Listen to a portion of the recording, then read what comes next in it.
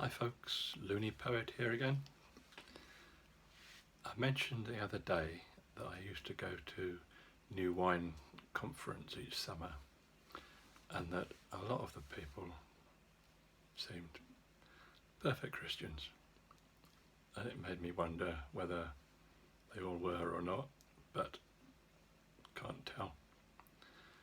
There was one chap I used to see most mornings. I nicknamed him to myself Smiley Miley. He was smiling 95% of the time, but 5% of the time when you looked at him, it looked as though there was deep sorrow. Sorry if this is a bit of a downer, but that's life. Anyway, I wrote an imaginary poem about him. As before, majority of it is complete fabrication, but it had a very small basis. It's called Smiley Miley. Smiley Miley sat near me, he never seemed to frown. Nothing seemed to fluster him, nothing got him down. But in unguarded moments the mask slipped away. His eyes filled with sadness, his face, it just looked grey. I spoke to him one morning, told him what I'd seen. Tears flowed in torrents where control once had been.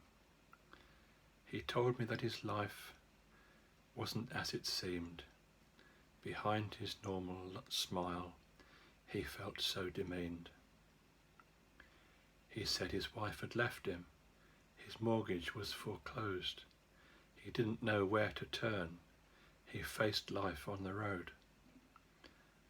I wish that I could say I knew what to do. I offered him my sympathy.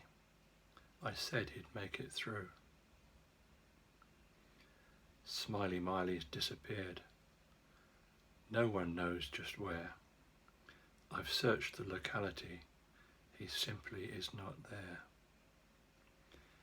Is there a Smiley Miley who each day you meet? Please, don't look the other way. Go and wash his feet. The last line may seem a bit strange to some people, but in biblical culture there was a time where if you visited somebody's house, a servant would wash your dusty feet for you. And at one occasion, Jesus took on that role to show that he was a servant, and so he washed the disciples' feet. It's a metaphor for going the extra mile and helping somebody.